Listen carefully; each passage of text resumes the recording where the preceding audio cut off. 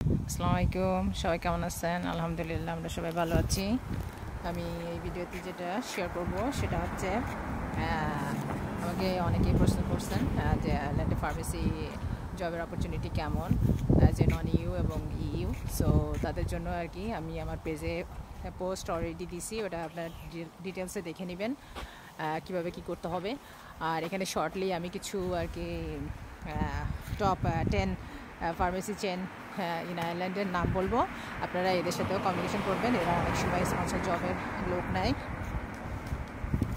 So number 1 হচ্ছে Boots Ireland, then second one হচ্ছে Lloyds pharmacy, third হচ্ছে McCabes pharmacy, number 4 is a Hickey's Pharmacy, then number 5 Meghers Pharmacy Group, and number 6 Cara Pharmacy, number 7 Maloney's Pharmacy Group, and number 8 Bradley's Pharmacy, number 9 Phelan's Pharmacy Group, and last number 10 Healthwise Pharmacies.